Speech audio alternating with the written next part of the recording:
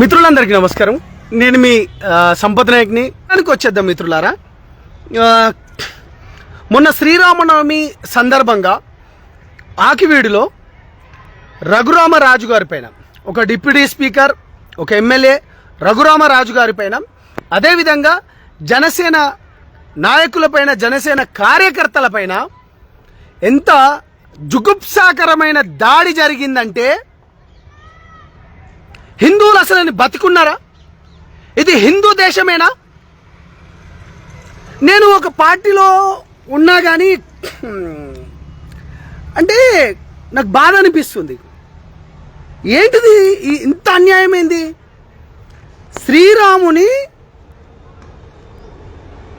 శ్రీరాముని టెంపుల్కి వెళ్ళి, హిందూ దేశం ఆంధ్రప్రదేశ్, ఎక్కువ గుళ్ళున్నవి, ప్రపంచ ప్రఖ్యాతిగాంచిన తిరుపతి లాంటి ఆ ప్లేసులలో హిందువుల పైన దాడులు చేస్తారా? మీరు శ్రీరాముని మెడలో ఉన్న దండ తీసేస్తారా?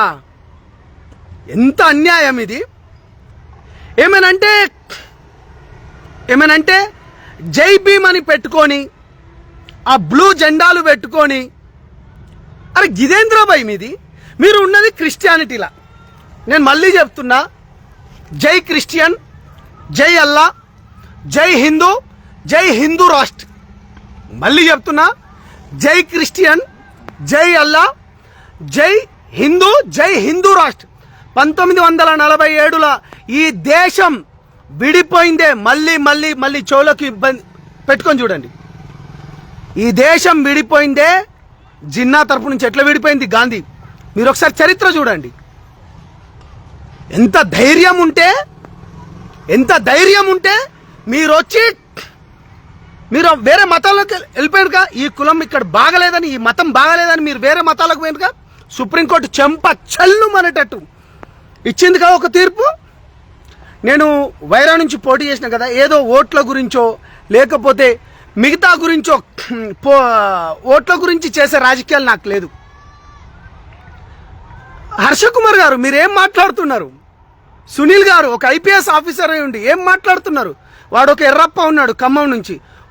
వాడు నోరు తెరుస్తే వాడు కప్పలెక్క, గొంతు లెక్క సబ్జెక్టుల పైన మీకు మాట్లాడతా. సుప్రీంకోర్టు మొన్న ఇచ్చింది కదా ఒక తీర్పు, బాజాబ్తాకు చెప్తున్నా. దానిపైన కూడా ఒక మూమెంట్ తీసుకోబోతున్నా.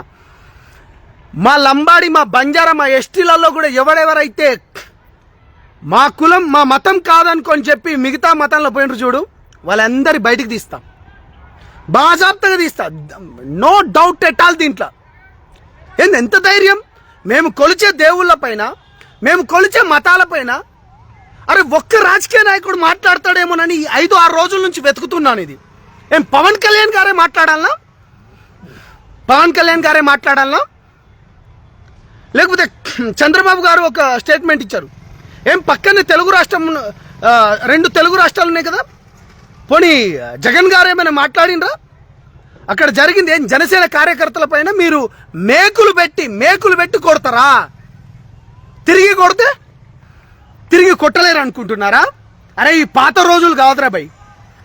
నువ్వు రెస్పెక్ట్ ఇచ్చినన్ని రోజులు రెస్పెక్ట్గా ఉంటాం మేము. ఏదో నేను మళ్ళీ చెప్తున్నా, ఉస్మానియా బిడ్డగా, తెలంగాణ బిడ్డగా, ఒక తెలంగాణ గొంతుకగా, ఒక హిందూ బిడ్డగా చెప్తున్నాను. మేము క్రిస్టియన్ బిడ్డలకు, క్రిస్టియన్ మతంలో ఉన్న వారికి అదే రెస్పెక్ట్ ఇస్తాను. నేను మీకు చాలా సందర్భాల్లో చెప్పాను. నా అత్యంత ఆప్త మిత్రుడు, నాకున్న ఏకైక ఫ్రెండు భీమ్రావు మాదిగా, అతను క్రిస్టియను.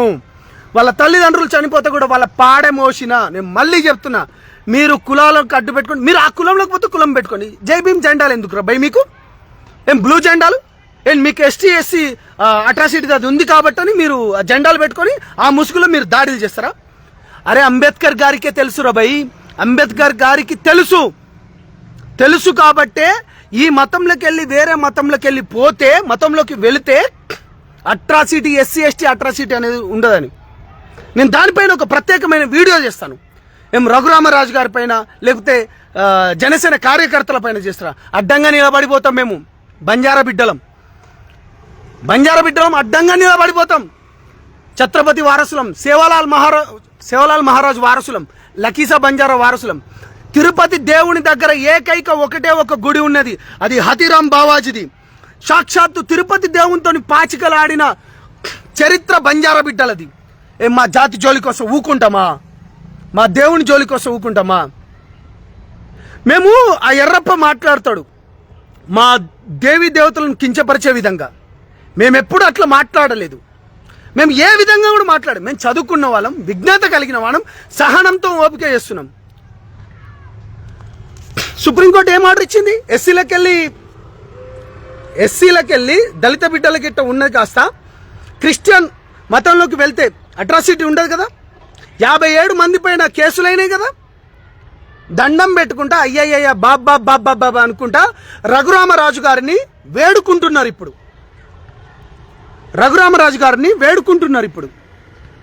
ఏం అక్కడ ప్రభుత్వాలు వదిలేస్తాయా? హిందూ బిడ్డలారా, అంటే నేను ఇక్కడ కులాల మధ్యలో, మతాల మధ్యలో నేను ఇక్కడ ఏంటిదంటే వైషమ్యాలు కాదు, క్రిస్టియన్ని కూడా మేము అంతే గౌరవిస్తున్నాం. మీరు పక్క దేశంలోకి వెళ్ళి కూడా వచ్చి కూడా ఇక్కడ ఉన్నా కానీ ఒక 200 ఏళ్ల క్రితం మేము మీకు గౌరవించినాం. ముస్లిం సోదరులను కూడా గౌరవిస్తున్నాం. ఒక పెద్ద మనిషి అంటారు, ఇది సనాతన ధర్మం కదా, హిందూ ధర్మం కదా, మిగతా దేశాలలో ఇది ఎందుకు వెళ్ళంటే, అరే నాయన, మేము ఇతర దేశాలపైన దండెత్తిన చరిత్ర మాకెక్కడా లేదు.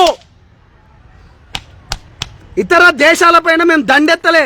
ఒకవేళ నిజంగానే బ్రిటిష్ వాళ్ళ లెక్క దండెత్తుతే, ఒకవేళ నిజంగానే అరబ్బుల లెక్క దండెత్తుతే ఎట్లుండేది తెలుసా? ఈ ప్రపంచ పటంలో 140 కోట్ల దేశం, ఒక్కటే ఒక భారతదేశం, ప్రపంచంలోనే అత్యధిక జనాభా కలిగిన దేశం ఇది. హిందూ రాష్ట్ర బనేగా, హిందూ రాజ్ బనేగా. ఎవ్వరు ఏమనుకున్నా పర్వాలేదు. ఇన్ని రోజులు కట్టలు తెంపుకుంటున్నాయి, తమాషాలు చేస్తుండ్రా. రైట్, హిందూ రాష్ట్రంలో కూడా మేము ఒకటే చెప్తున్నాం, క్రిస్టియన్ బిడ్డలను మేము మంచిగా చూసుకుంటాం, మేము ముస్లిం బిడ్డలను కూడా మంచిగా చూసుకుంటాం. ప్రతి ఒక్కరికి మేము అన్నదమ్ముల లెక్క కలిసి ఉంటాం. ఓట్ల గురించి ఇక్కడ రాజకీయాలు మేము చెయ్యం, మాకు అవసరం లేదు. ఉంటే ఉంటాం, పోతే పోతాం. ఏంది? అరే మెడలకెళ్ళి దండ తీసేస్తారా? మీరున్నది ఏ దేశంలో? బంగ్లాదేశ్లో చూసిండ్రా? పాకిస్తాన్లో చూసిండ్రా? అంత ఖండగౌరవం ఏర్పడ్డదా మీకు? రఘురామరాజు గారు, మీరు చేసింది అద్భుతం సార్. ఒక ఉస్మానియా బిడ్డగా, ఒక తెలంగాణ బిడ్డగా శిరస్సు వంచి సెల్యూట్ కొడుతున్నాను. మీకు హిందువులు మొత్తం పూర్తి సపోర్ట్ ఉన్నారు. బొంగులో వాడేవాడు సార్ మీకు ఓట్లేసేది. మీరు ఇంకా 30,000 నుంచి 60,000 అన్నారు కదా. బాజాప్తగా వెళ్దాం. ఇక్కడ కులాలను పట్టుకొని లేకపోతే మతాలను పట్టుకొని కాదు, నేను ఇక్కడ మనుషులను పట్టుకొని మాట్లాడుతున్నాం. ఎంత ధైర్యం ఉంటే ఆకివీడులా, ఆ పెద్దపేటలా, హర్ష కుమార్ నువ్వు ఒక ఎంపీవేనా? నువ్వు మనిషివేనా? ప్రవీణ్ పగడాల తాగి సచ్చిండని చెప్పి ప్రతి ఒక్క, నీ చైనా కంపెనీలే కదా, ప్రవీణ్ పగడాల తాగి సచ్చిండని కెమెరాలు అన్నీ ఉన్నాయి.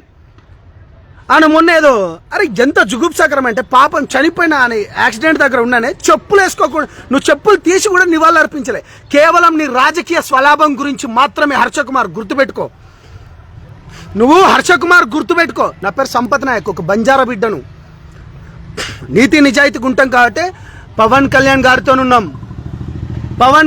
గారితోనున్నాం. అన్నా రావాలా? వద్దు ధరావత్. అవసరం లేదు.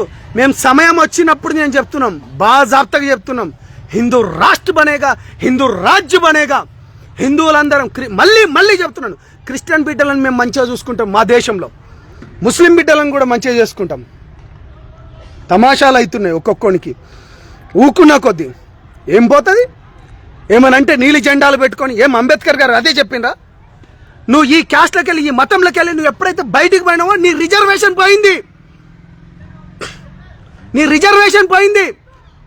ఆడుకుంటారు ఇప్పుడు నిన్ను. 57 మందిని జైళ్ళలో పెట్టిండ్రు కదా, అడుక్క తింటారు ఇప్పుడు. రమ్మని చెప్పు, ఎవడెవడైతే రెచ్చగొట్టిండో వాడిని రమ్మని చెప్పు.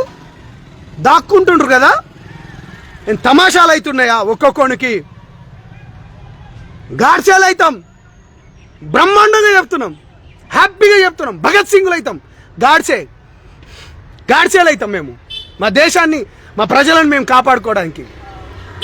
నరాలు చిట్లిపోతున్నాయి, రక్తం మరిగిపోతుంది మీరు చేసే అన్యాయాలపైన. మీరు చేసేది ఏమనంటే, అరే అంబేద్కర్ గారి కంటే గొప్పలా మీరు? అంబేద్కర్ గారి కంటే గొప్పలా? అంబేద్కర్ గారికి తెలియదా ఈ మతంలోకి వెళ్ళి పోవుడుతోనే రిజర్వేషన్ పోతుందని? మీకు తెలియదా? అంతకంటే గొప్పలా మీరు? ఆర్టికల్స్ అవి ఇప్పుడు నేను మర్చిపోయినా, నేను చెప్తాను దానిపైన కూడా నేను చెప్తాను. మళ్ళీ చెప్తున్నాను ఈ లైవ్ ద్వారా. మా ఎస్టీలలో ఇప్పుడు నెక్స్ట్ నేను చేసే కార్యక్రమం అదే. బాజాబ్తా చెప్తున్నాను, మా ఎస్టీ బిడ్డలకి వెళ్ళి ఎవరెవరైతే ఉన్నారో మా బంజారా, మా సంస్కృతి, మా సేవాలాల్ మహారాజ్ బాట మేము ఏదైతే పెట్టినో దాంట్లోకి వెళ్ళి ఎవరెవరైతే పోయినరో ఫోటోలు వీడియోలు మరీ తీసి నీ అమ్మ మీ రిజర్వేషన్ మొత్తం తీసి పడేస్తాం. తగ్గేదే లేదు ఇక్కడ, ఎక్కడ తగ్గం. 4 రోజులు బతికిన సింహం లెక్కనే బతుకుతాం మేము. ఛత్రపతి మహారాజ్ యొక్క వారసులం, లకీసా బంజారా వారసులం, సేవాలాల్ మహారాజ్ యొక్క వారసులం మేము. నాయకని మా పౌరుషంలోనే ఉన్నది, మేము నాయకులం.